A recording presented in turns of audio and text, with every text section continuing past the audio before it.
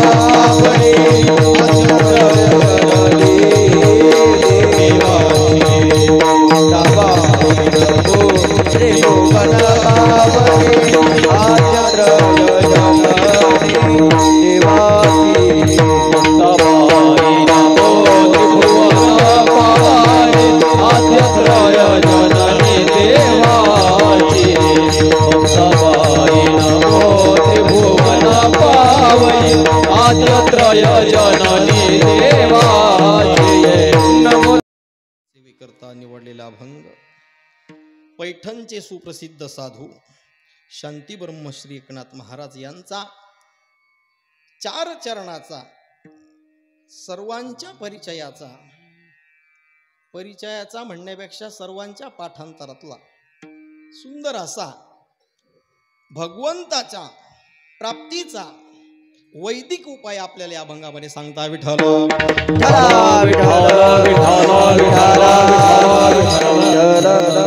काय झालं काही हतबल झालेले लोक म्हणजे सर्व बाजूनी अयशस्वी ठरलेली लोक नाथरायांची कीर्ती ऐकून पैठणला गेले.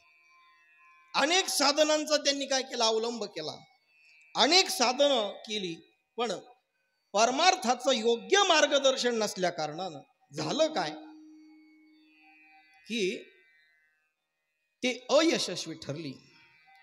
आणि अयशस्वी ठरल्यामुळं आपला परमार्थ आपल्याला काहीतरी कडेला न्यावा लागल, योग्य काहीतरी आपल्याला सन्मार्ग काहीतरी आपल्याला मिळावा लागल म्हणून ती भरकटलेली साधक मंडळी, साधक सुद्धा भरकटतात बरं, भरकटलेली साधक मंडळी नाथरायांची कीर्ती पसरलेली होती.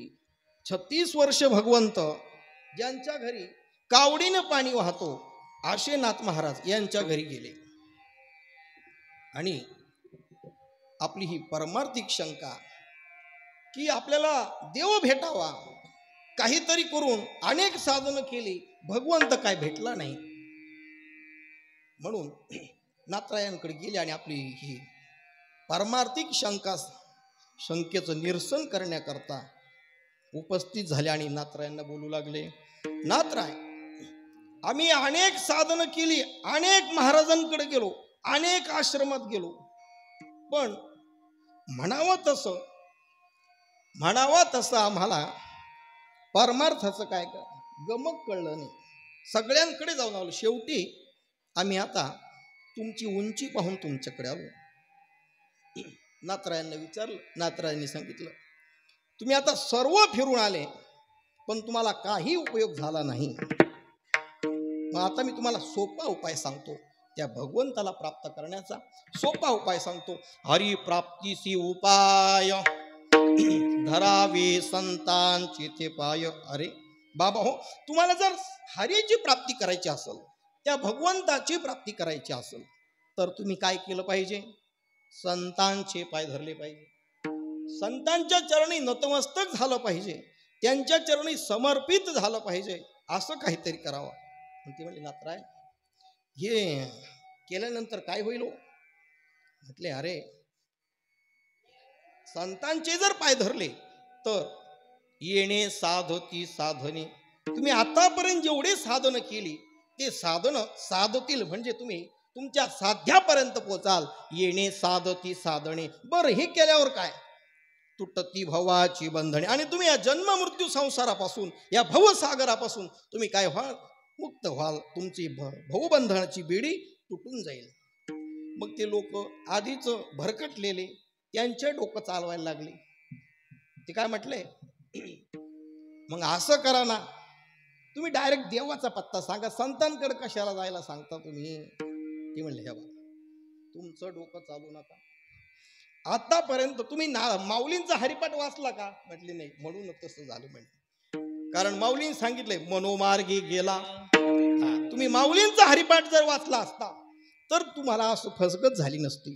म्हणून तुम्ही काय करा, संतांचे पाय धरा, तुमचं डोकं चालू नका. बरं तुम्ही म्हणता म्हणून धरू का? अहो मी नाही सांगत, संताविण प्राप्ती नाही ऐसे वेद दी वही. अहो वेदाने सुद्धा सांगितलं आणि आमचाही अनुभव आहे की संताशिवाय प्राप्ती नाही. आणि एकदा जर तुम्ही संतांचे पाय धरले तर काय होईल, एका जनार्दनी संत पूर्ण करीती मनोरथ. तुमचं मनोरथ हे परमार्थातलं, ही आध्यात्मिक जी शंका आहे ते मनोरथ नात्राय, पूर्ण नात्राय. सांगता की भगवंत काय करेल, संत काय करतील, पूर्ण करतील. एका जनार्दनी संत पूर्ण करते मनोरथ विठ्ठल विठ्ठल विठ्ठल विठ्ठल विठ्ठल विठ्ठल. शिवीला सुरुवात करण्यापूर्वी अल्पसा परिहार देणं वक्त्याचं कर्तव्य. मौजे गोणेगाव आणि या गोणेगावमध्ये चालू असलेला अखंड हरिनाम सप्ताह आणि या सप्ताहातील आजची तिसऱ्या दिवसाची सेवा भगवंताच्या कृपेनं, साधू संतांच्या आशीर्वादानं माझ्या वाटेला आली. कुठलंही परमार्थिक काम असू द्या, आध्यात्मिक कार्य असू द्या, ते कार्य कोणत्या ना कोणत्या साधू संतांच्या आशीर्वादाशिवाय पूर्ण होत नाही. किंवा साधू संतांची कृपा असली, भगवंताची कृपा असली तरी होणार नाही. बरं, साधू संतांची कृपा असली तरच ते कार्य पूर्ण होईल. आपल्या भाग्यानं, ऐका बरं, आपल्या भाग्यानं, महत भाग्यानं, महत पुण्यानं आपल्याला हे साधू संत लाभले. बरं, कोण साधू संत आपल्याला लाभले? गुरुवर्य वैकुंठवासी बनसी महाराज तांबे, तसेच वैकुंठवासी गुरुवर्य रामकृष्ण महाराज काळे गुरुजी यांच्या कृपा आशीर्वादाने, तसेच श्री क्षेत्र देवगडचे बाबा महंत भास्कर गिरीजी महाराज यांच्या प्रेरणेने, आणि किती मोठी सर्कस असली त्याला एक रिंग मास्टर लागतो. बर का, सर्कस किती मोठी असली, सर्कशीत वाढ जरी असला, हत्ती जरी असला, एक रिंग मास्टर लागतो. मग ती रिंग मास्टरचं काम आदरणीय गुरुवर्य भगवानजी महाराज जंगले शास्त्री यांच्या मार्गदर्शनाखाली आणि आमचे गुरुवर्य गुरुबंधू आदरणीय कानिपनाथजी महाराज पोटभरे आणि आदरणीय गुरुबंधू निलेशजी महाराज रोडे, आपल्या गावचं भूषण, यांच्या व्यासपीठ नेतृत्वाने हा सुंदर असा अखंड हरिनाम सप्ताह, हा नामयज्ञ चालू आहे. आणि या नामयज्ञात आहुती टाकण्याचं आजची संधी मला या सद्गुरूंच्या कृपेनं, तुम्हा सर्व श्रोतृ माय बापाच्या कृपेनं ही आहुती टाकण्याचा मला आज मान मिळालाय, मला संधी मिळाली. त्याचं मी आज सोनं करण्याचा प्रयत्न करेल. विठ्ठल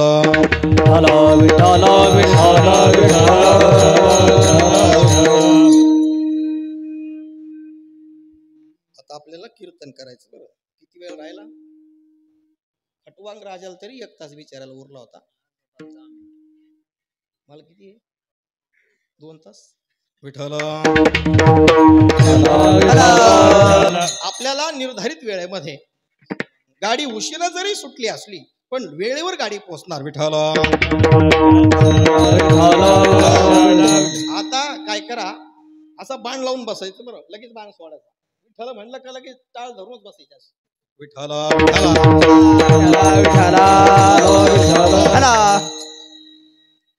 तुम्ही कीर्तनाला आलात आणि मी कीर्तन करतो म्हणून मी भाग्यवान, आणि तुम्ही कीर्तनाला आले म्हणून तुम्हीही भाग्यवान, आणि जे घरी कीर्तन ऐकताय ते भाग्यवान विजेते.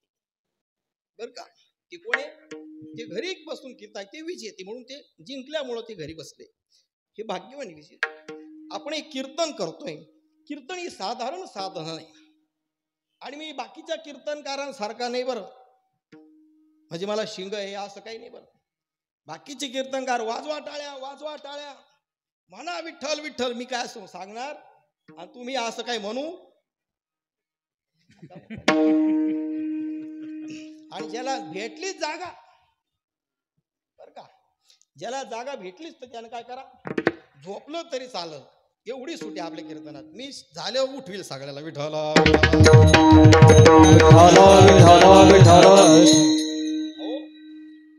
कीर्तन ही साधना आपल्याला वैकुंठाला घेऊन जाऊ शकते, भगवंतापर्यंत पोहोचू शकते, ही कीर्तन साधना आहे.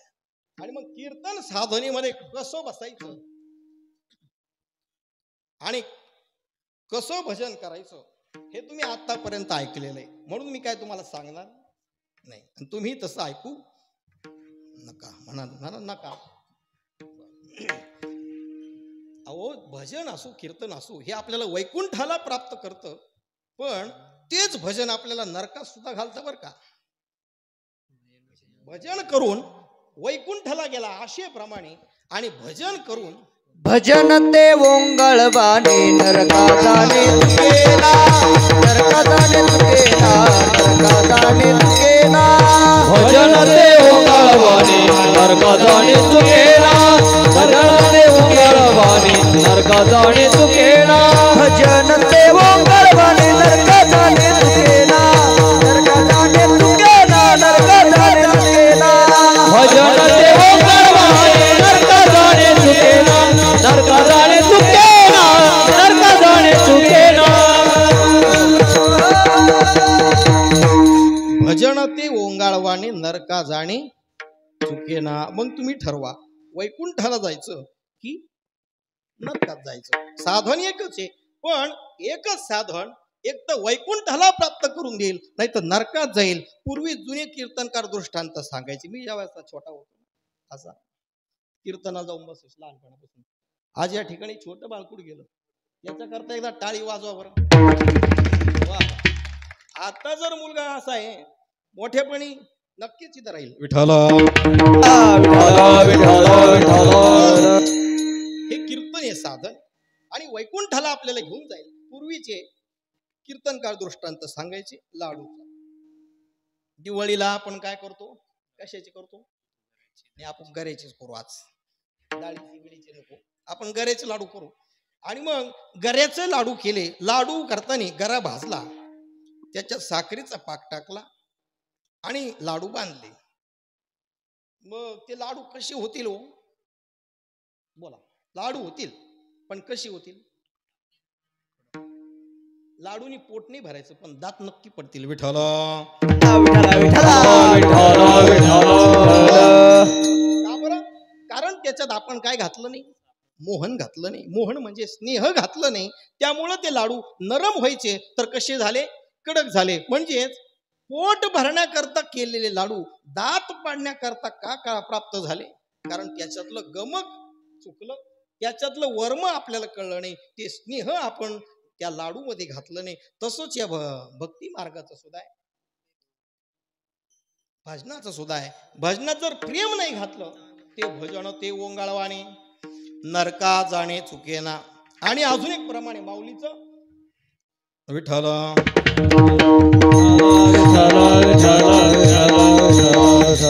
अनंत वाचाळ बरळ ती बरळ त्या कैसे दयाळ पावे हरी. अनंत वाचाळे फक्त बडबड करतोय, भजन चाललंय म्हणून चाललंय, असं भजन करायचं नाही, असं कीर्तनही आपल्याला करायचं नाही. आपल्याला कसं करायचं की जेणे विठ्ठल डोले. विठ्ठल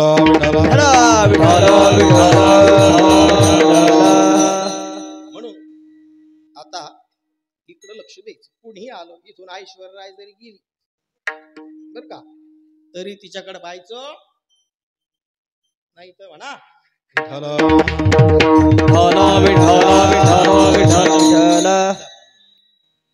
आपल्याला कळलं भजन आपल्याला नरकाला नेऊ शकतं, भजन आपल्याला वैकुंठाला नेऊ शकतं. पण हे भजन फक्त आणि फक्त या मानवी देहातच घडतं. मानवी देहात कधी पाहिलं का कुत्र्यानं भजन केलं? कुत्र याच देही गरे देवाचे भजन याच देही गरे देवाचे भजन याच देही घडे देवाचे भजन याच देही घडे देवाचे भजन अधिक हे ज्ञान अधिक हे ज्ञान नाही कोठे याद देही गरे देवाचे भजन याद देही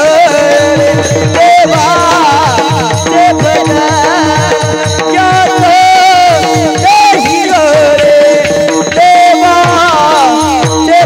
भजन अधिक हे ज्ञान नाही कोठे नाही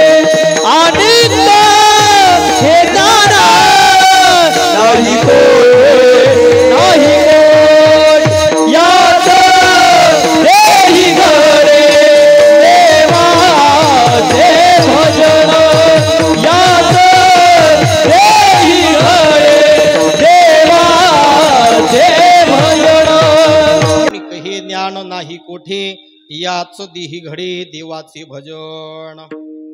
आणिक हे ज्ञान नाही कोठे आणिक हे ज्ञान म्हणजे भजन करायचं ज्ञान इतर योनीमध्ये नाही. म्हणजे कुत्र्यानं कधी भजन केलं का? कुत्र कधी भजन करतात? कुत्र बरं कुत्रीनं कधी तुळशीला पाणी घातलं का? कुत्री कधी तुळशीला पाणी घालतं का? पाहिली का कधी? जी पाणी घालीत नाही ती कोण?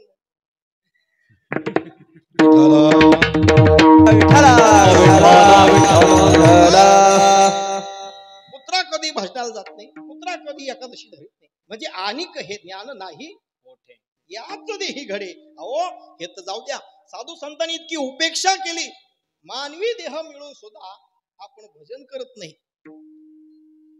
किती मोठी शोकांतिका आहे. नात्रायाची ओवी सांगू? साधोणी मनुष्यपण जोनक मनुष्यपणाला गोनी जोन साधे ब्रह्मज्ञान तो ऐका बरं तो लांडा गर्धब जाण उच्चे विण दोपाई. म्हणजे तो बिगर शेपटीचा गाढव सांगितलाय. बिगर शेपटीचा कोण? जो मनुष्यपण म्हणजे मानवी देहात येऊन सुद्धा भजन करत नाही तो पशुहुनी हीन. म्हणजे त्याला तरी 4 पाय 1 शेपटी, याला 2 पाय याला शेपटीच नाही. म्हणजे इतका पशुहुन हीन आहे. आणि सुभाषितकार सुद्धा सांगतोय ते मृत्यू लोकी भुवी भार होता मनुष्य रूपेण मृगाश्चरंती. माणसाच्या रूपातली जनावर आहे म्हटलं. मग बघा जे भजन करते त्याची इतकी उपेक्षा केली, इतकी भयानक उपेक्षा केली, इतके भयंकर प्रमाण आहे. पण मनुष्य देह मिळाला, आपण भजन करत नाही. आणि हे भजन करताना भगवंताची प्राप्ती तर दूर राहिली. आपण साधं भजन करत नाही. आपली धडपड या व्यतिरिक्त या सर्व संसाराच्या पलीकडे जाऊन काहीतरी भगवंताची प्राप्ती करावी, साधू संतांची भेट व्हावी, असं आपली धडपड आहे का? सांगा. आपली धडपड आहे का अशी की आपल्याला संत भेटावे, भगवंत भेटावा, अशी धडपड आहे का आपली? आपली पैसा करता धडपड सर्व. आपण परमार्थ जरी केला तो देवावर उपकार केल्यासारखा करतो. माळ जपली तरी देवावर उपकार केल्यासारखा करतो. साऱ्या गावाला सांगतो आपण मी माळ जपली, मी पारायणाला बसलो, माझी पारायण झाली, मी अमुक केलं, मी दान धर्म केला, आपण हे सांगत सुटतो म्हणजे देवावर उपकार केल्यासारखं आहे. हे सांगू नये. नातरी कृषी वळवा पुले पांघुरवी पेरिले तैसे झाकी निपजले दान पुण्य. माऊली सांगतात की कृषीवळ म्हणजे शेतकरी जसं बी पेरलेलं झाकून ठेवतो, आपण झाकून ठेवतो की नाही पेरलेलं बी? का बरोबर बोला? कारण पक्षी कीटक वगैरे ते बी खाऊ नये म्हणून. तैसे झाके निपजी दान पुण्य. माऊली ज्ञानोबा म्हणतात तसं दान पुण्य झाकून ठेवायचं. केलेलं झाकून ठेवलं तर ते उगवतं की नाही. तसं आपण केलेलं दान धर्म हे पुण्य जर झाकून ठेवलं तर ते येणारे. नाहीतर लोकांना सांगत सुटलो मी काशी केली पण मांजर मारली हे सांगतो का. मांजर मारली पाप सांगतो का. पण काशी केली सगळ्या गावाला ओरडून सांगतो. मांजर मारली सांगत नाही. म्हणजे पाप आपण उघड करतो का नाही. पाप आपण झाकून ठेवतो. पुण्य उघड करतो. त्याच्यानं काय होतं हे पाप पुण्याचं असं आहे. पुण्य जर प्रगट केलं तर ते संपून जातं आणि पाप जर प्रगट केलं तर ते पाप नष्ट होतं. विठ्ठल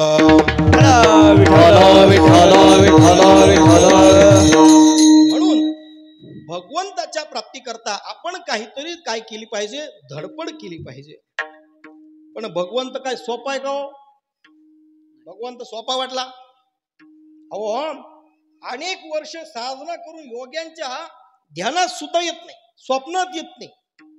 लहानपणापासून या क्षेत्रात तरी भगवंत कधी स्वप्नात आला नाही. तरी सुद्धा आपण काय करतो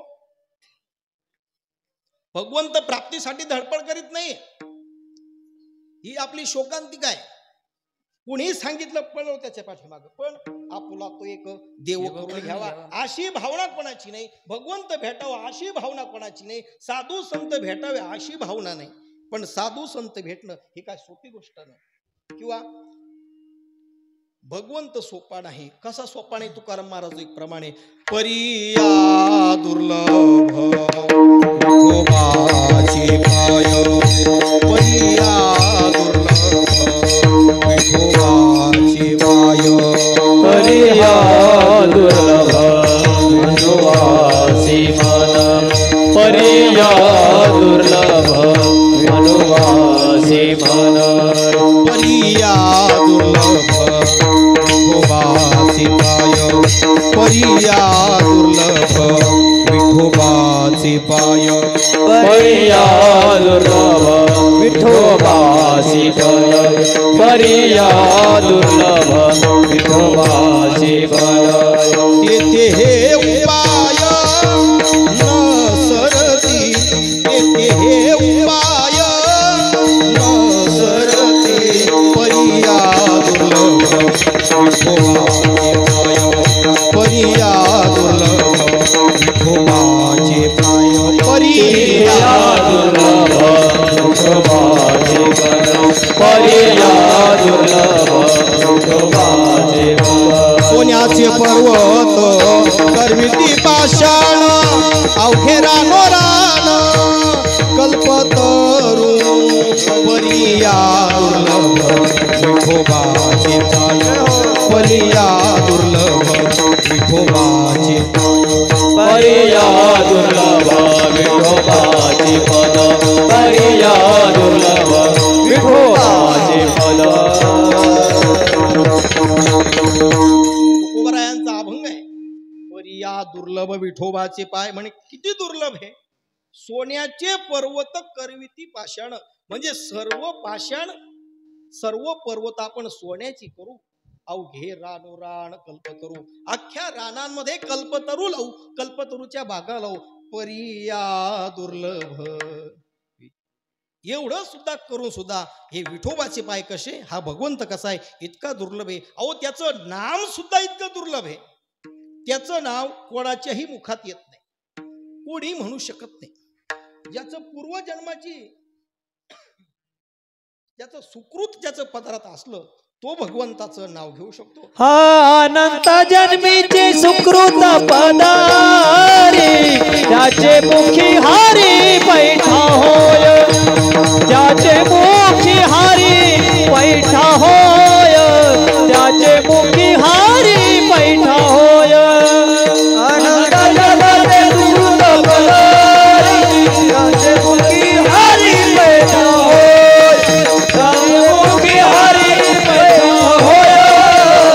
त्याचे मुखी हारी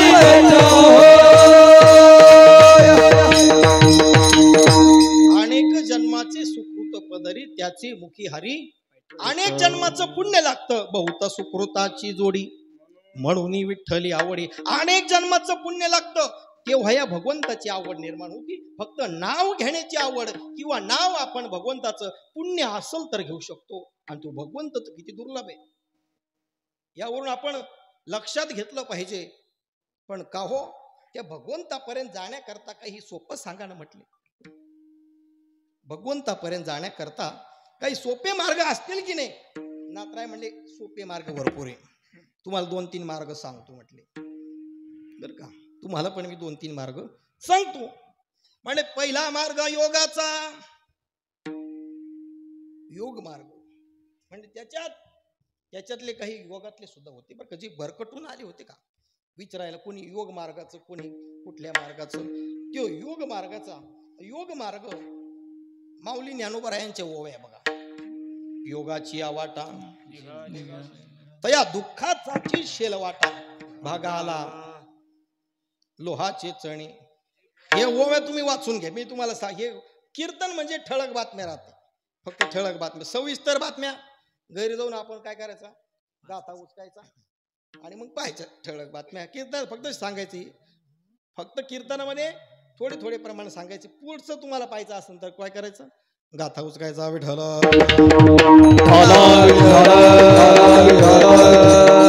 साधक कीर्तनात बसले तर आपले किती आसनं होता. मांडी घालून बसते तर का आपल्याला. इकडे पाय वर करीन, कुठं काय गुडघे वर करीन, कोणी चूल करून बसल, कोणी कसं बसल, कोणी पाय पसरून बसल, कुणी कसं कीर्तनात आपण बसतो का. मग आपल्याला योग कधी घडायचा, अष्टांग साधन कधी घडायचं, आपण आसन सिद्ध कधी करायचं. एका जागी आपण बसू शकतो का. बरं तुम्हाला सांगितलं कीर्तन झाल्यावर 15 मिनिटं अंगठ्यावर उभा राहा. तुम्ही उभा राहणार आहे का. आपल्याच्या काही शक्य नाही. साधं रामदेव बाबाचा योग करायचं म्हटलं तरी आपल्या नाकी नव्हे.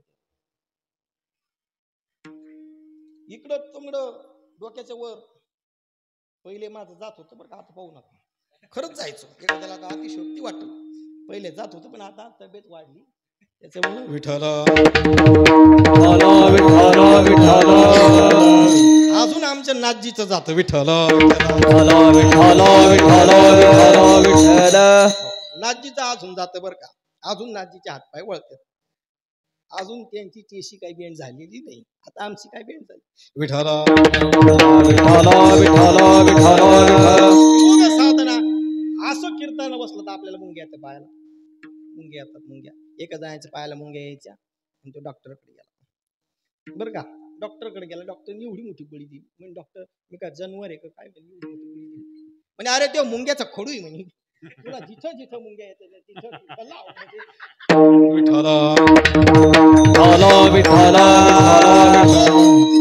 म्हणून योग काय आपल्याच्यानं शक्य नाही. तरी योगा उणी सोपे माऊलीची होई. योगासारखं सोपं काही नाही पण आपल्याला आता येणार नाही. म्हणून योगाचा मार्ग कट केला. म्हटले मग ज्ञान मार्ग आहे दुसरा. मग ज्ञानाच्या मार्गाने जाऊ म्हटले आपण. पण ज्ञान मार्ग मग या जन्मी किंवा गत जन्मी जन निष्काम कर्म निष्काम उपासना करून मल आणि विक्षेप हे मल आणि विक्षेप हे दोष निवृत्त करून आवरण निवृत्ती करता जो साधन चतुष्टयुक्त झाला. हे आता काय कळलं बरं तुम्हाला. काही कळलं का. काहींच्या डोक्यावरून गेलं, काहींच्या मंडपावरून गेलं असं. विठ्ठल मग साधन चतुष्टयुक्त. मग विवेक वैराग्य आदी समाधी षटक.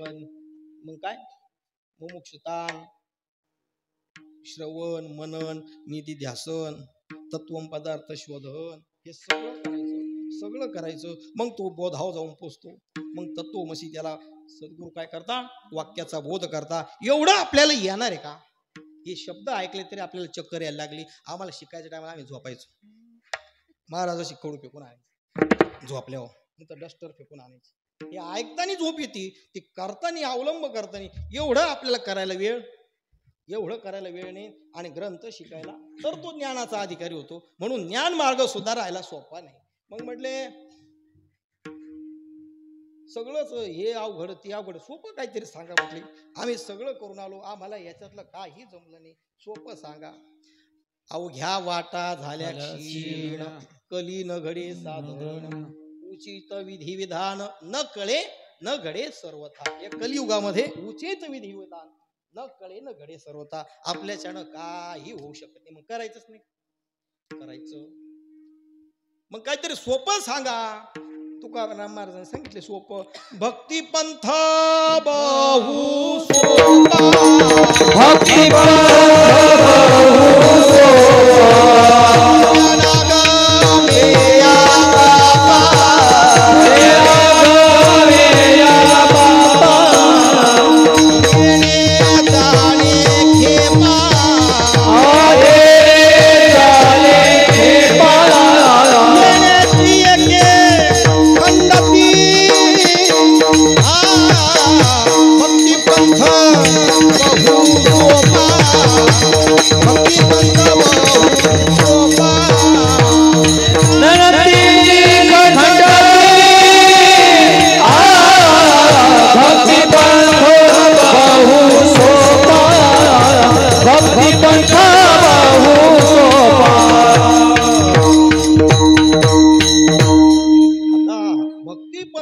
सोपा. एक पंथ एक मार्ग सांगितलं म्हणे भक्ती पंथ बहु सोपा. मग आपण भक्ती मार्गाने जाऊ म्हटले. मला सांगा आता भक्ती सोपी का? भक्ती ते नव्हे कठीण. भक्ती काय सोपी नाही. तू म्हणे मग भक्ती करू. भक्ती काय सोपी नाही. मला सांगा 100 किलोचं ओझं जास्त की 80 किलोचं? बरं जड कोणतं? 100 किलो. मग 80 किलोचं घ्या बरं डोक्यावर. जडच आहे, फक्त सापेक्ष त्याच्यापेक्षा कमी. बरं थोडस म्हणजे त्या योगापेक्षा ज्ञान मार्गापेक्षा भक्ती मार्ग थोडा सोपा आहे. म्हणजे तो पण अवघड आहे पण कसा आहे त्याच्यापेक्षा थोडा बरा आहे. म्हणजे 100 किलोपेक्षा 80 किलो बरं.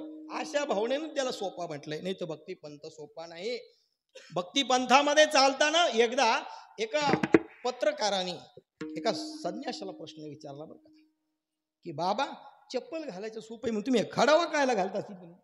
फटाफट वाजत येत नाही. बघा असेच वाजत येत. विठ्ठल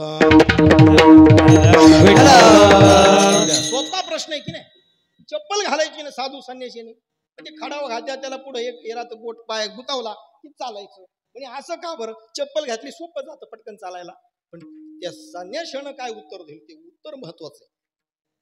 कारण ती खडावा चालताना सांगते की जपून चाल. खडावा काय सांगते? जपून चाल, पाय घसरू शकतो. मग चप्पल चालताना तो खडावा धरताना पॅक धरावं लागते आणि व्यवस्थित पाय टाकावा लागतो. म्हणजे समाजामध्ये परमार्थामध्ये जपून चालावं लागतं. पाय घसरण्याची शक्यता जास्त असते. म्हणून ती खडावा घालावी लागते. विठ्ठल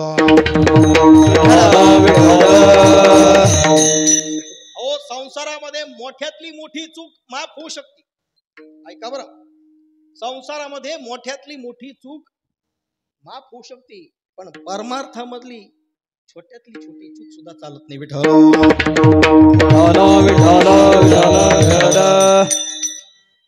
श्रीराम प्रभूला वनवास घडला. ऐका बरं. श्रीराम प्रभूंना वनवास घडला. त्यांच्या पाठोपाठ सीता माता आली आणि लक्ष्मण भैया हे आले. तुम्हाला सर्वांना रामायण माहिती आहे. पण सीता मातेचा त्याग मोठा होता की चूक मोठी होती? सांगा मला. हो सीता मातेचा त्याग मोठा होता की चूक मोठी होती? सांगा. रामायण ऐकलं. त्याग मोठा होता. चूक मात्र फक्त एका हरणीच्या कातड्याची चोळी करण्याची इच्छा मनात झाली. लक्ष कोणाकडे गेलं? हरणीकडे लक्ष गेलं. परमार्थामध्ये घसरण्याची शक्यता जास्त असते. म्हणून भक्ती पंथामध्ये चालताना जपून चालावं लागतं. पाऊल इकडं तिकडे घसरून द्यायचं. म्हणून भक्ती पंथ सोपा आहे पण तसा अवघड आहे. सीता मातेचं लक्ष त्या हरणाकडे गेलं. सीता माता अयोध्येपेक्षा वनामध्ये जास्त सुखी होत्या कारण भगवंताच्या सानिध्यात होत्या. अनेक भोगाचा त्याग करून त्या वनात आल्या. भगवंत सोबत होता. पण झालं काय? भगवंतावरची नजर हटली. नजर कुठं गेली? हरणीकडे. केवी लचकल्या दिठी. माऊलीची गोवी. केवी लचकल्या दिठी. लचकली म्हणजे घसरली. ऐका. लचकणं वेगळं आणि मोडणं वेगळं. मोडण्याकरता काय लागतं? मोठा आघात लागतो. आपले हातपाय मोडतात. त्याच्याकरता काय मोठा आघात लागतो. लचकण्यासाठी काय लागतो? आघात लागतो का? सहज सहज लचकतो. चालता चालता आपला पाय लचकतो. म्हणजे सहज, म्हणजे परमार्थामध्ये सहज लचकू शकतो. आणि या सीता मातेची काय झाली? नजर लचकली. तेवी लचकल्या दिठी.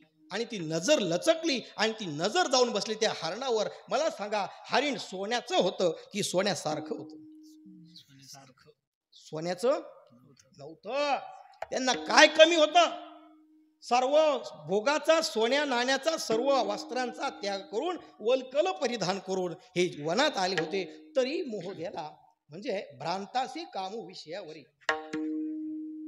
विषयावर नजर गेली सीता मातेची. भगवंतावरून नजर हटली. भगवंत म्हटले, सीतेची नजर माझ्यावरून हटली आणि विषयावर गेली, त्या हरणीवर गेली. ती पण सोन्याचं नाही, सोन्यासारखं हरिणे. विचार करा, सोन्यासारखं हरिणे, सोन्याचं नाही, तरी तिला रावणानं पळून नेली. आणि जिची प्युअर सोन्यावर नजर आहे, ऐका, जिची प्युअर सोन्यावर नजर, तिला कोण पळून नेईल सांगता येईल का? विठ्ठला. मग भगवंत म्हटले, सीते तुझी माझ्यावरून नजर हटली. ऐक, आता तुला सोनं आवडतं ना, तुला सोन्याच्या नगरीत नेऊन घालतो. विचार करा, सोनं मनात आलं. भगवंतानी कुठं नेलो? कुठं नेलं? लंकेत गेली. लंका कशाची होती? सोन्याची नगरी होती. लंकेत सोन्याच्या नगरीत जावं लागलं. परिणामी तिथं भगवंताजवळ वनात सुखी होती. तिथं सोन्याच्या नगरीत राहून सुद्धा सीतामाता सुखी नव्हती. सीतामाता शोक करायच्या. म्हणजे तेवी लचकल्या दिठी. परमार्थामध्ये पाय घसरला म्हणून परमार्थ सोपा नाही. परमार्थामध्ये पाय घसरण्याची दाट शक्यता आहे म्हणून परमार्थ सोपा नाही. हा भक्तिपंथ इतका सोपा नाही. म्हणून भक्ती करताना, काहीही करताना, एखादा मार्ग कठीण जरी असला पण तो आपल्याला पार करता येतो की नाही? येतो की नाही? तुम्ही झोपले नाही ना? काही लोकांना इतका आळस, हो म्हणायचं सुद्धा नाही, हो सुद्धा म्हणायचं नाही. एकदा काय झालं, एका गावामध्ये 2 मित्र होते. आमच्याच गावचं सांगतो, जाऊ द्या, तुमच्या गावचं काय सांगावं. तिकडे गेला की मग सांगन तुमच्या गावचं.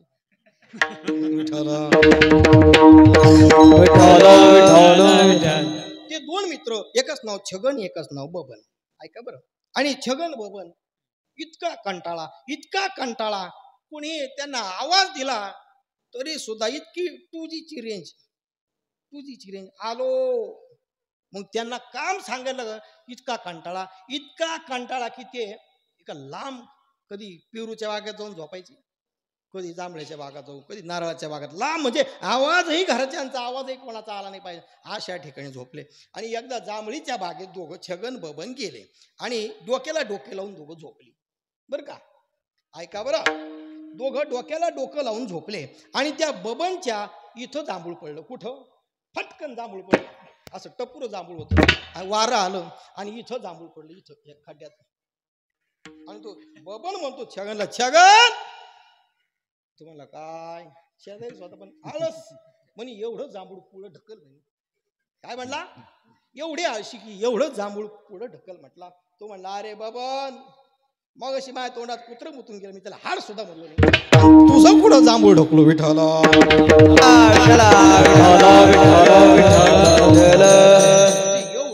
एवढं आळशी माणसानं नसावं. कुत्र मुतून जास्तो त्याला हाड म्हणायची सुद्धा त्याची टाप नाही. म्हणजे इतकं आळशी असावं का? नाही. मग फ्रेश माणसानं राहायचं. कीर्तनात बसले कधी असे, असा चेहरा कसा प्रफुल्लित असला पाहिजे, असा फ्रेश चेहरा. कीर्तन करायला बी असं सुचलं पाहिजे. तुम्ही असे, मग मला सुद्धा मग असं हे होऊन जातं. भक्तिपंथ सोपा आहे पण त्या मानानं अवघड सुद्धा आहे. मग म्हणले, तुम्ही सोपं सांगा ना काहीतरी. तुम्ही सारंच अवघड, हे अवघड, ते अवघड, असं म्हणजे इतका धाक. पहिलीचे पोराला आता सांगतो, शाळेला अवघड असते बरं, आणि लई सर हाणते, आणि मग इतकं पाठांतर करावं लागतं. आश्रमात नवीन पोरं आले की जुने पोरं सांगतात, बाबाले कठीण आहे, लय पाठांतर 4लाच उठून देते, आणि गार पाण्याने आंघोळ करायची, आणि त्याला इतकं भेव घालून देते, इतकी भीती. ते दुसऱ्या दिवशी म्हणतो, मला घरी जायचं. म्हणजे आधी इतकं भीती घातली, योग एवढा कठीण, ज्ञान मार्ग एवढा कठीण, भक्ती, मग तुम्ही येणारच नाही ना, काही नाही, हायत्या माळी काढून टाकायला बसले, एवढं अवघड आहे, मग कधी आपल्याला जमायचं? आपलं बरे घरीच बैलाच्या माग, असं नाही, बैलाच्या माग म्हटलं मी विठ्ठल काहीतरी सांगा सोपं, म्हणजे सोपं सांगतो ऐका. मग नाथरायाने सांगितलं, तुम्हाला जर सोपा उपाय पाहिजे असेल तर अभंगाचं पहिलं चरण पहा.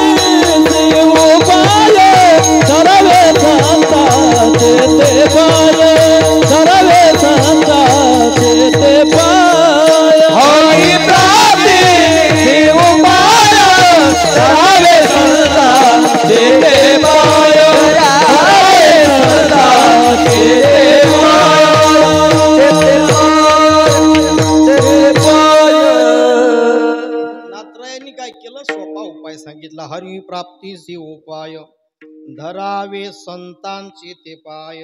बाबा हो, तुम्हाला जर भगवंताची त्या हरीची प्राप्ती करायची असेल तर तुम्हाला संतांचे पाय धरावे लागेल. पाय धरावे जायचं म्हणजे डायरेक्ट जायचं पाय धरायचे असं का? जायचं डायरेक्ट महाराजाचे पाय धरायचे? बाबा जाऊ दे ना मला.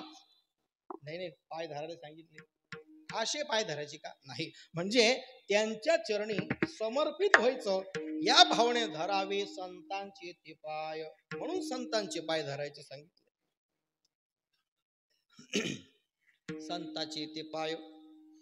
पण साधू संत भेटले, त्यांचे पाय धरायचे सोडून आपण त्यांच्या डोक्याला डोकं लावितो. काय म्हटलं मी? साधू संतांचे पाय धरायचे दिले सोडून डोक्याला डोकं लावितो. म्हणजे हे असंच का, ते तसंच का, हे असं केल्याने काय होतं, एकदा तसं केल्यानं काय होतं. एकदा काय झालं, एकदा एका जणाने मला खरं विचारलं, ही महाराज होते तिथं, म्हणे एकादश आणि चतुर्थी एकत्र आली तर काय धरायचं? म्हणे एकादश धरायची का चतुर्थी धरायची? म्हणे म्हणलं आता मग एकादशी म्हणजे 11वा दिवस आणि चतुर्थी म्हणजे 4था दिवस. 11 आणि 4 कधी एकत्र येतील का? मग म्हटला एकादश आणि चतुर्थी आल्यावर नेमकं काय धरावं? चतुर्थी मोडावी तर एकादश, चतुर्थी संपवी तर एकादश मोडती, पण चतुर्थी तर मोडावीच लागते. अरे भाऊ येतच नाही म्हटलं, चतुर्थी एकादश एकत्र काही झालं, एक वेळ सूर्य इकडून उगन पण चतुर्थी एकादश एकत्र. म्हणे तुला येतच नसेल म्हणे. मला काय म्हणला, तुला येतच नसेल सांगता. म्हणलं मला असं म्हणतो. मला ऐक, मग जर समजा आलीच तर काय करायचं? बाजारात जायचं, बर का, ऐका बर का तुम्ही पण. जर एकादश आणि चतुर्थी जर कोणाच्या कॅलेंडर मध्ये एकत्र आली तर त्या दिवशी काय करायचं? सोपा उपाय. बाजारामध्ये जायचं, घरी साबुदाणा भिजू घालायचा, बाजारात जायचं, बटाटे आणायचे, मस्त बटाटे उकडून काढायचे. तू म्हणला हा चांगली गोष्ट आहे. आणि बटाटे उकडायचे आणि मस्त मिरच्या बिरच्या वाटायच्या आणि ते बटाटे कुस्करायचे, त्याच्या साबुदाण्यात मस्त वडे थापायचे. बरं का, म्हणजे येतं आम्ही एकादशीला करतो, सोमवारी करतो.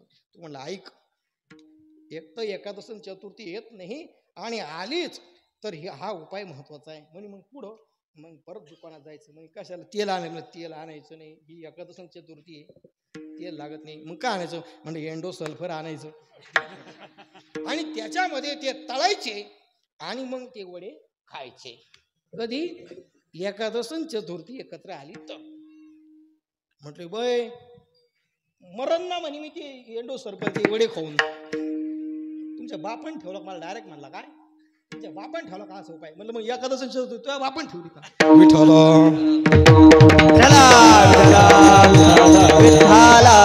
म्हणून एकादश आणि चतुर्थी एकत्र येत नाही. म्हणून संतांचे पाय धरायचे सोडून त्यांच्या डोक्याला डोकं लावायचं नाही. आणि संतांचे जर पाय धरले तर निश्चित आपल्याला काय होईल? भगवंताची प्राप्ती होईल. हरी प्राप्तीसी उपाय धरावे. आणि संतांच्या चरणी एकदा नतमस्तक झालं की भगवंत मिळाला हे 100% गॅरंटी. 100% गॅरंटी. फक्त संतांच्या चरणी नतमस्तक व्हायचं, त्यांच्या डोक्याला डोकं लावायचं नाही. एकदा काय झालं, आश्रमामध्ये आमच्या सांगतो इथल्याने सांगत, एक माणसं आली गाडी करून आली आणि म्हटले या पोराला आश्रमामध्ये राहू द्या. हा आम्ही होतो तिथं आणि या पोराला आश्रमामध्ये राहू द्या म्हटले. आणि ते पोरग पाहिलं, बाबा बाबा थोबड पार लाल जरच झालेलं गुटखे खाऊ. आणि तो गुटखा खात होता, दारू पित होता, सिगरेटही ओढीत होता, तंबाखू खात होता, पानही खात होता, म्हणजे सगळंच खायचा, सगळंच व्यसन करायचा. म्हटलं हे मुलगा काय लहान इथं. म्हणे घरचे म्हटले याला आश्रमामध्ये राहू द्या. आता काही केलं तर साधू आहे, साधूचा अंत करणे. गुरुजी म्हटले ठेवू आपण याला. मग तो म्हटला राशीन करे आश्रमामध्ये. त्याला विचारलं महाराजांनी, तो म्हटला स्टॉकची व्यवस्था असली तुम्ही कुठं राहायला तयारी म्हणजे बरं का. काय म्हणला तो? व्यवस्था असली तर मी जंगलात राहीन, कुटियात राहीन, कुठं राहीन, पण मला काय करा व्यवस्था असली पाहिजे. तो भाजनाला जात नसायचा, काकड्याला जात नसायचा, कुठंच नाही. पण जो काकडा करून आला का, पोरं काकडा करून आले तो व्हायचा लोक झोपले झोपू द्यावा, कशाला गागाटा करावा, कशाला आमकं करावा. जाते टाळवाजी ते 5 वाजल्या का उठून देतात, भोंगाला येतात मोठ्याने मोठ्याने आडत्या, उठा उठा साधू संत. कशाला करायचे? काय होतं त्याच्यात? इतके वैतागले ते पोरं 2 दिवसामध्ये, इतके वैतागले की यांना आश्रम सोडून जावं वाटला डायरेक्ट त्या पोरांना.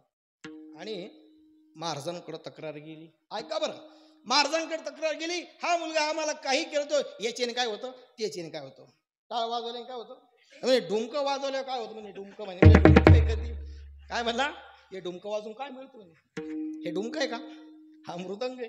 तो काय म्हणायचा डुमकं, टाळाला घंट्या मधला तो घंट्या वाजिता तुम्ही. त्याला काय, त्याची काय चुकी का, याची काय चुकी नाही.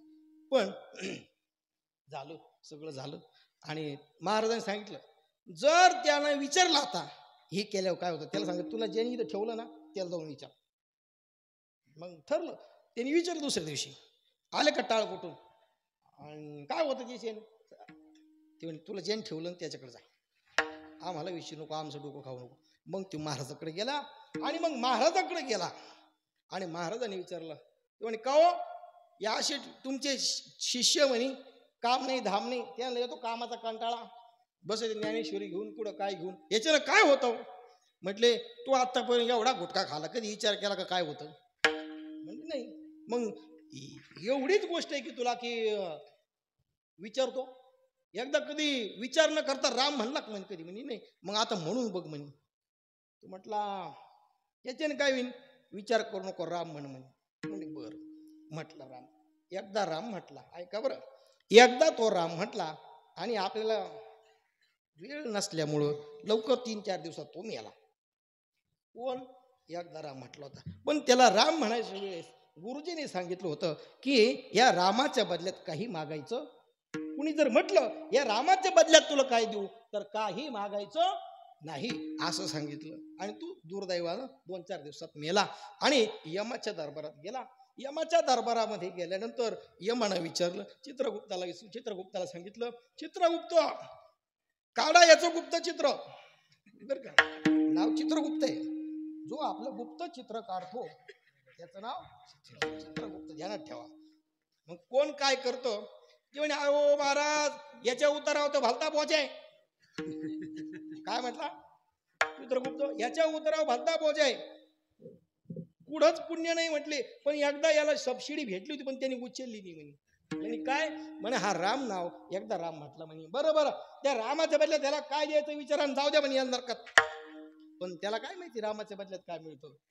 तो म्हटला मला काय माहित नाही पण जे मिळतं ते द्या. त्याला आठवलं एकदा राम म्हटला होता बरं का. त्याच्या पुण्यानं त्याला ही गोष्ट, त्या गुरुवर यांची गोष्ट त्याला आठवली आणि तो ह्याच्यामध्ये यमनगरीमध्ये म्हणू लागला की मला जे मिळतं ते द्या. ती म्हणे आता मग हे राम कोण म्हणतो? महादेव म्हणता म्हणे. मग त्यांच्याकडे जाऊ म्हणे. भजन करी महादेव रात्रंदिवस श्रीराम जय राम भजन कोण करतो?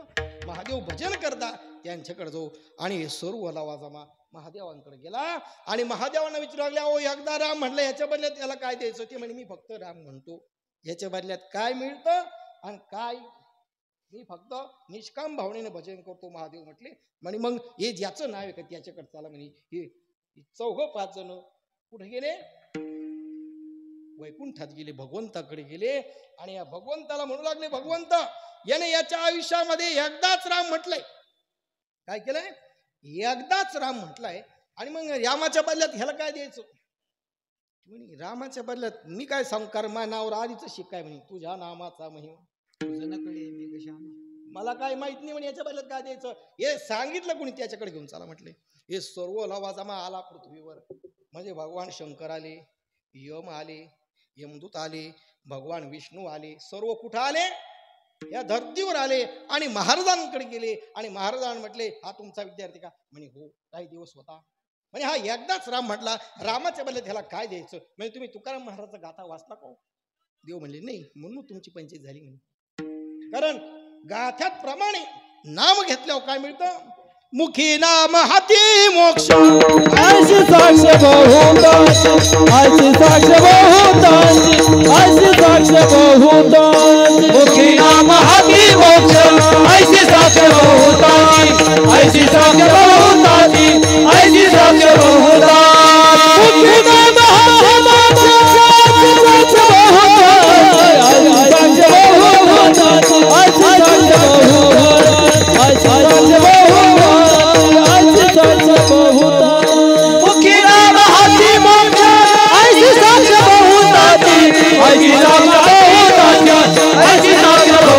बहुतांची. मुखी नाम हाती मोक्ष. ऐशी साक्ष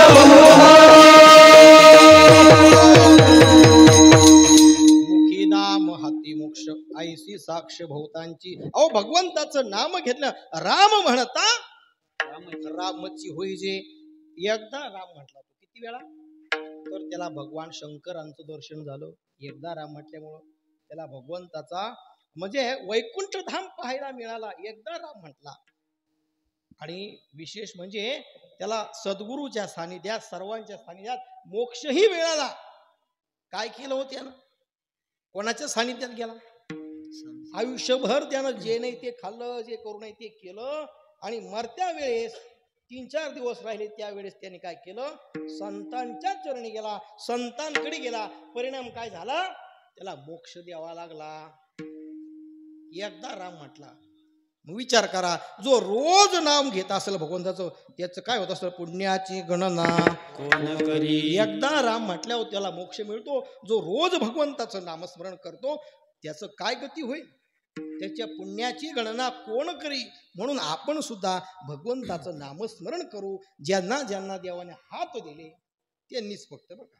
बाकीच्यांनी ज्यांना 1 हात दिला त्यांनी 1च हात वर करा. ज्यांना 2 दिले त्यांनी 2ही वर करा. ज्यांना 3 हात आहे त्यांनी 3ही हात वर करा. मस्त हात वर करा आणि काय करा?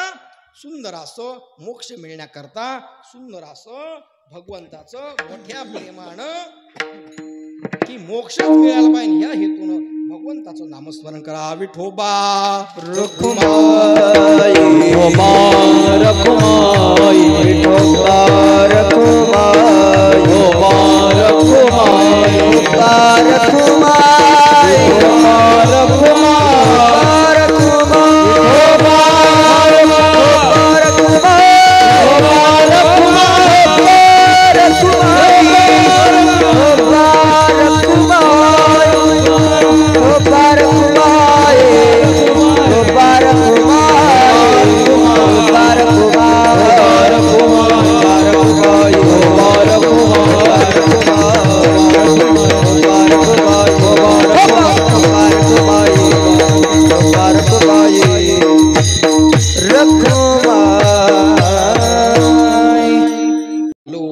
पण रोज भजन केलं तर बरं का, असं कधी मधी करणाऱ्याला कामाला कधी मधी खायला साऱ्याच्या आधी असं चालत नाही. रोज भजन करायचं तरच त्याचं भगवंत मागे पुढे उभा तर त्याच्या मागे पुढे येतो. कधी मधी करणाऱ्याचं मग ती कधी मधीच राहतो.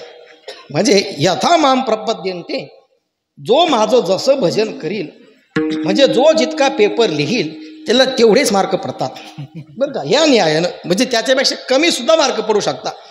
या न्यायानं जो जसं भजन करील त्याला तसं मी पावतो.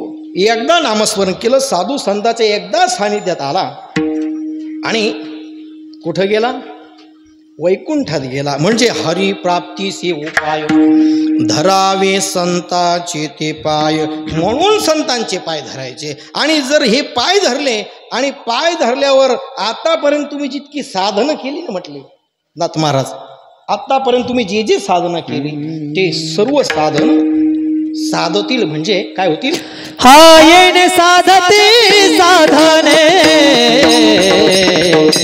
येणे साधती साधने, साधती येणे साधती साधने, येणे साधती साधने,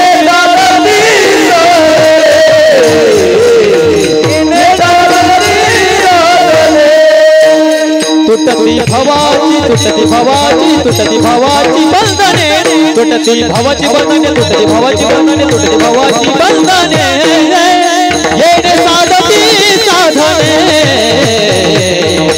येणे साधती साधने, तुटती भवाची बंधने, तुटती भवाची बंधने, तुटती भवाची बंधने, येणे साधती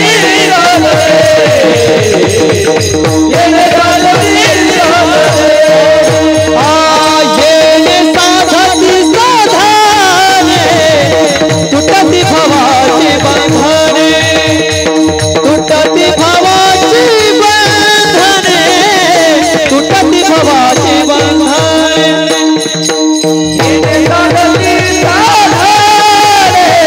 तुटती भवाची बंधने,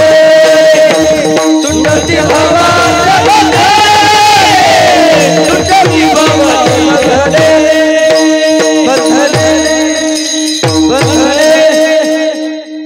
एकदा जर साधू संतांच्या चरणी आपण समर्पित झालो म्हणजे नतमस्तक झालो तर काय होतं, आपण आतापर्यंत जी साधनं केली म्हणजे पहिल्यापासून करायची गरज नाही. आतापर्यंत आपण जे केलं ते साधन काय होतील, साधतील म्हणजे साध्य होईल. आणि आपलं काय होईल नंतर की तुटती भवाची बंधने, म्हणून या भाऊबंधनातून आपण मुक्त होऊ. पण कधी, साधू संतांच्या चरणी नतमस्तक झालो तरची गोष्ट आहे. जर तर इथं लॉटरीच काढली नाही म्हणजे तिकीटच काढलं नाही तर लॉटरी कशी लागलो. एकदा एका जणानं काय केलं, भगवंताची तपश्चर्या केली आणि भगवंत प्रसन्न झाले. भगवंत प्रसन्न झाले आणि भगवंताला मागून घेतलं की मला 5 कोटीची लॉटरी लागली पाहिजे. भगवंत म्हणले तथास्तु. किती, 5 कोटीची लॉटरी. म्हणे किती दिवसात लागल, 3 दिवसात लागल बरं का लॉटरी. झालं 8 दिवस झाले याला लॉटरीच लागली नाही. महिना झाला ह्याला लॉटरीच लागली नाही. यो परत तपश्चर्याला बसला आणि भगवंताला पुन्हा प्रसन्न करून घेतलं आणि भगवंताला म्हटलंय, भगवंता तू खोटं बोलला, तू खोटं बोलला की 3 दिवसात लॉटरी लागल, इथं महिना झाला तरी लॉटरी लागली नाही.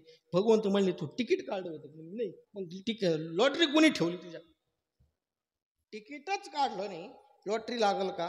तसं भगवंताच्या साधू संताच्या चरणी नतमस्तक झालो नाही, मोक्ष मोकळाय का आपल्या घरी यायला? आहे. मोक्ष साधू संतांच्या घरी कामाला आहे. मोक्ष आमच्या घरी, आमच्या घरी कामाला आहे मोक्ष. कोणाच्या घरी? साधू संतांच्या घरी मोक्ष कामाला आहे. अहो मोक्ष नाही, सर्व जीवांचं साध्य जे का तो नाथरायांच्या घरी पाणी भरायचं. पाणी किती? 36 वर्ष.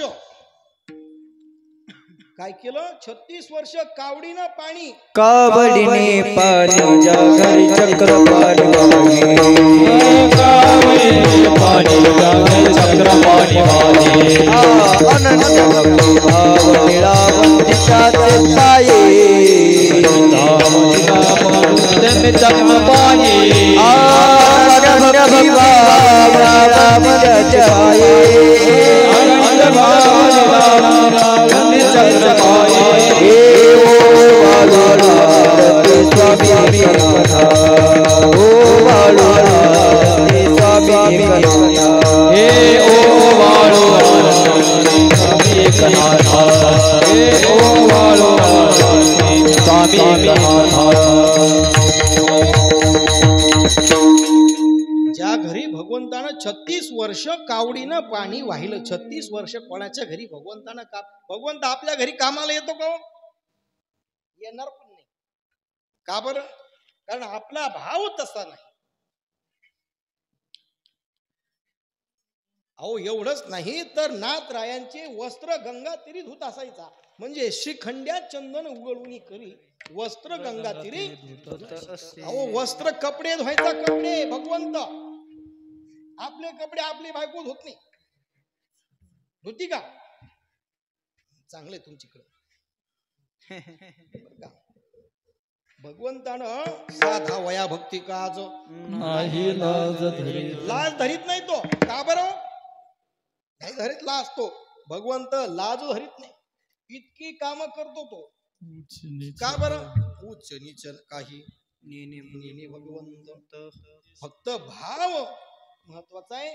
ते भाव महत्वाचा आहे. म्हणून भगवंत त्यांच्या घरी 36 वर्ष काम करतो. असे असणारे नाथराय उपाय सांगताय. कोणते म्हणले?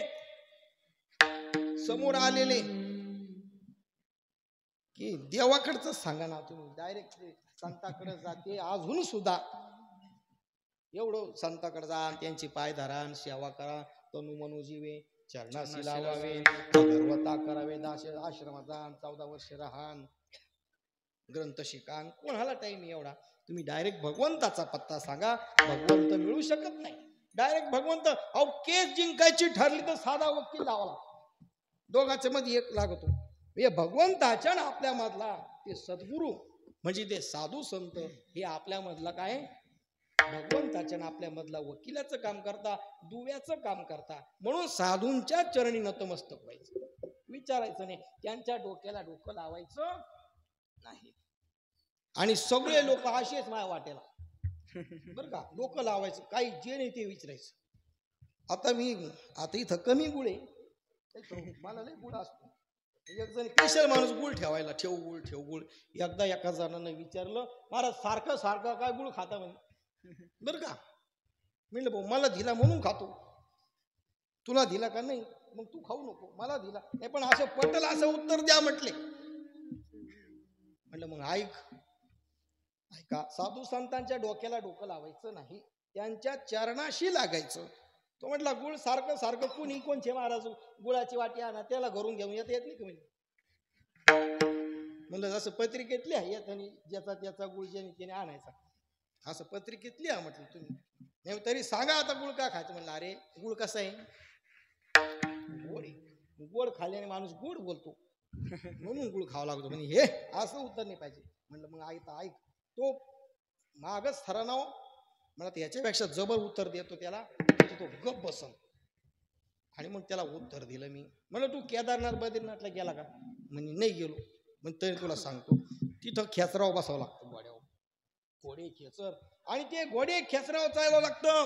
कितीतरी किलोमीटरचा प्रवास करावा लागतो. केदारनाथ 16 किलोमीटर आहे. हे त्या खेचराला हानी त्यात उडी त्यात चालतात बसत. त्याच्यावर जो बसतो का त्याच्या वाजनाने घोडं दमत. आणि मी केदारनाथ माझा डबल झाली 2दा. आणि मला माहिती ते घोड्याहून खाली उतरावे लावता. एक गठोडं काढतं पिशवी त्याच्यात गुळ राहतो.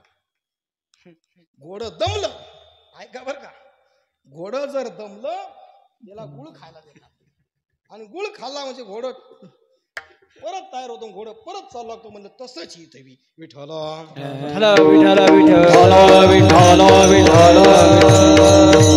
महाराज दमला की त्यानं गुळ खायचा आणि परत पुढं चालायचं. विठ्ठल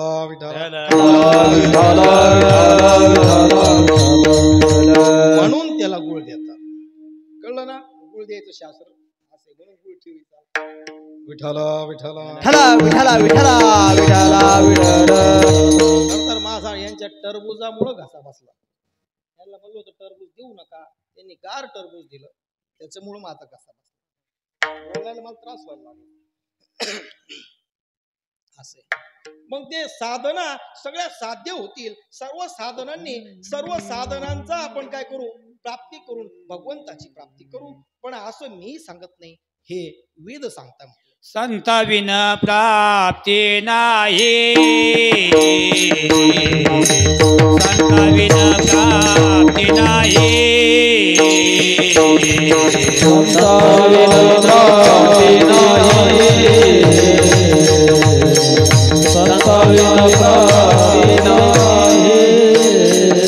ऐसे वेद देती वाये, ऐसे वेद देती वाये, संता विन प्राप्ती नाही, तिने साधली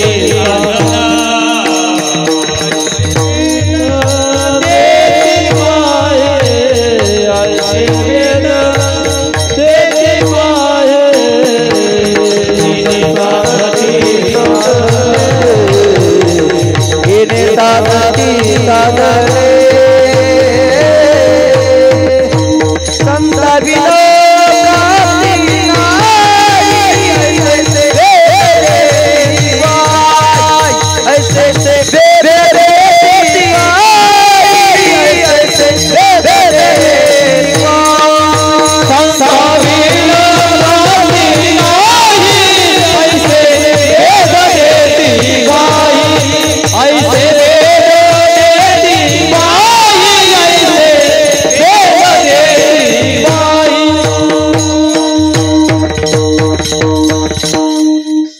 शिवाय मिळवूच शकत नाही.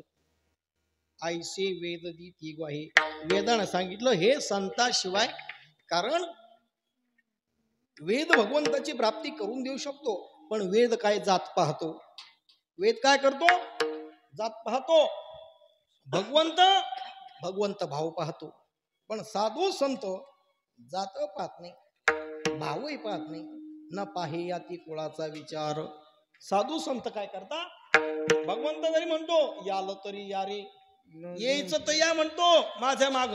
पण साधू संत या रे म्हणजे प्रेमाने बोलतात, सर्वांनी या. भगवंत खट नट यावे शुद्ध होऊन जावे, दौंडी पिंडी भावे सुखा मेळा, दौंडी पिंडी भावे सुखा मेळा.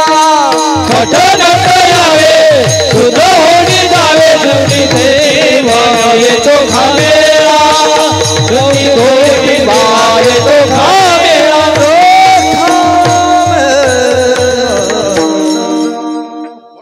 संत भेदभाव करत नाही. संत जात पाहत नाही, कुळ पाहत नाही, फक्त भाव सुद्धा पाहत नाही.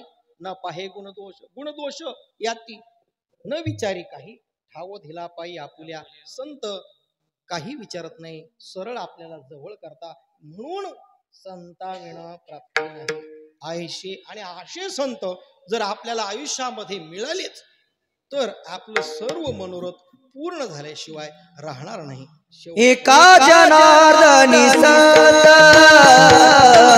एका जनार्दनी सत, एका जनार्दनी सत.